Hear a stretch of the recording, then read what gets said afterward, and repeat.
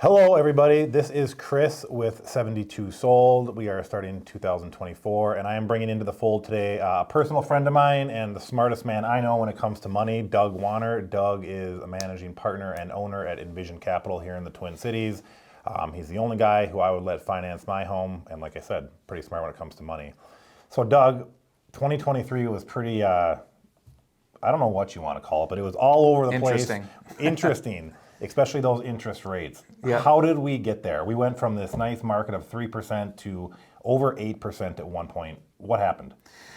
Basically, to summarize, the market had to correct itself. So we were kind of in an artificially induced low interest rate period for, some would argue, 8 to 10 years.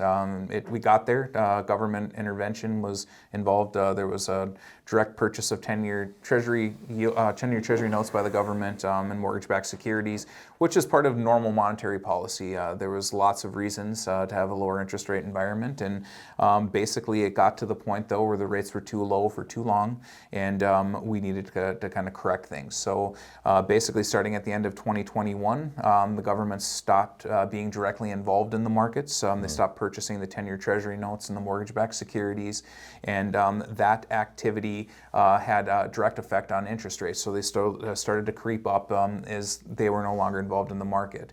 And then there was direct intervention by the Federal Reserve, and that's in the form of raising the prime lending rate. So that doesn't necessarily correlate to a direct effect on mortgage rates, what the Federal Reserve was doing, but it does definitely have a correlation to the cost of money. So, and then basically the rates were being raised to the point they were to combat inflation. So we started to see that upward movement early 2022, and we hopefully feel that it may have peaked towards the end of third quarter, beginning of fourth quarter in 2023.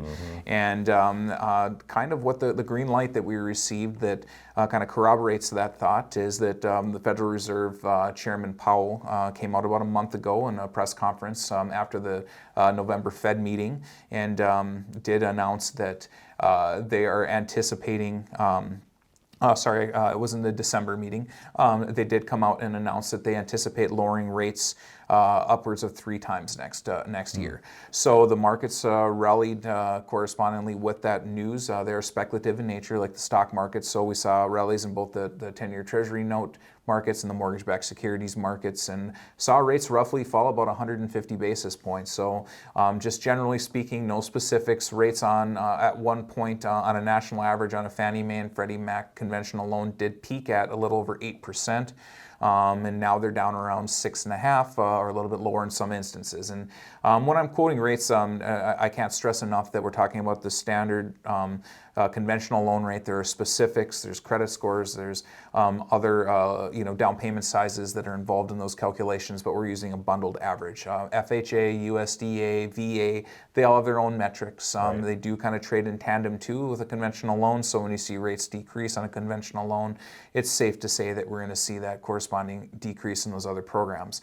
But kind of a few key takeaways is that as I said, it was a green light. Is that up to this point, the Federal Reserve has been very transparent with what their monetary policy was going to be, what their roadmap was. What the number one goal to fight inflation was. They were telling us, we're going to continue to raise rates. We don't like the metrics yet. Inflation is not curtailed to the point where we're comfortable yet, so hold on because rates are going to continue to increase. Well, the green light was when they said that they did not see any need to continue to raise rates and that they would start a downward trajectory. That was kind of the sign we're all waiting for. So very hopeful for rates will go in 2024. It's not an exact science. We don't have a crystal ball.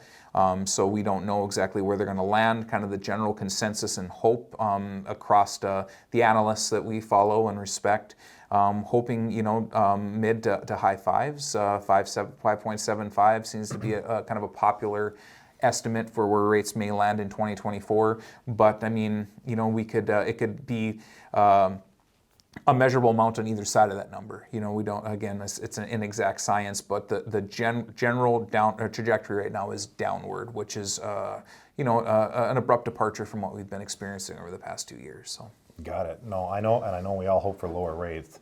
So I want to hear your take as well, but like for the end consumer, as far as giving people information that you guys out there can use, my personal opinion is at the moment with this market, there is a pretty big opportunity for the reasons that rates, as you mentioned, seem to be on a downward trajectory. They are projected to come down more. There has been a lot of both buyers and sellers on the sidelines for the past 2 years because of this rate environment, and right now they're coming down. Yep. And in my opinion is what's going to happen is as we see these rates come lower and lower and lower, people are going to increasingly be getting off the sidelines and back into the housing game. Yep. So if you're a buyer and you're shopping right now, guys, personally, I think right now is a sweet spot because I don't think the whole public has quite caught on to this. And as these rates get lower and lower, more and more buyers are going to get back into the game, and it's going to get more and more competitive. I think if we get a rate anywhere near 5%, it's going to be like 2021 all over again, just my opinion. So you have an opportunity now to buy before you have a lot of competition, and we don't know for sure, but indications are very good at the end of, say, 2024, you could refinance into a lower rate and buy your home now before you're getting into bidding wars and tons of competition. What's your thoughts on that? I completely agree. So, I mean, right now, the kind of metric to keep in mind, and this is a generalization, I saw upwards of 70% of current United States homeowners are sitting at a mortgage rate at 5% or less.